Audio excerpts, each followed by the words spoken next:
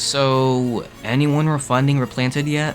I've never seen such a game cared less by the people in charge. People that said they were making a lovingly crafted definitive remaster that lives up to the original experience, grit their teeth and lie. People that denied the original artist from working with them, not even contacting anyone on the original team, upscaling their original art with AI and getting people to trace over that, and cutting corners in every way possible so they don't have to make changes. There's too much code in the way, boss. We can't display the credits in glorious HD. Dang. It's okay, just record over the original console port from 2010 and slap it over a TV. Then people won't notice the quality increase. It's even worse after lying about the concept art gallery. The never seen before stuff wasn't made for the original game and is random concept art they had.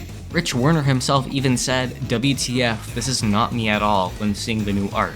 Did you know that Replanted isn't even the original release cleaned up? This is the mobile port, being ported back over to PC, or whatever platform you bought it on. So who's ready to pay $20 or more depending on your region for a mobile game? I feel so bad for the original team, who clearly still expressed their love for Plants vs. Zombies in the time they had at PopCap. George Fan said in the Q&A it bums him out that he has no say anymore.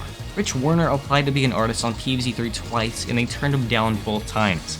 Lara Shigahara made her own animated PvZ cartoon on YouTube that has garnered millions of views, and Todd Semple, who's the most offline of the four, still expressed that he'd love to get together with everyone and make a new game. It's amazing how PopCap had the perfect opportunity to make the perfect remaster with all the original creative minds present. It was literally a goldmine of opportunity and they didn't take it. Why get the original team when we can outsource it to a random company that has never worked on the franchise instead? There's no logic to be found for this decision. Why would you trust strangers over the original people that make your flagship franchise? Shout out to Matt Townsend, who was put in charge of the PvZ franchise and said he was going to get the band back together. Yeah man, you really did that. I was invited to be an EA creator because I am the popular PvZ YouTuber, and I was like, okay, sure, maybe I could help pull PvZ through these dark times. But now I'm just like, no.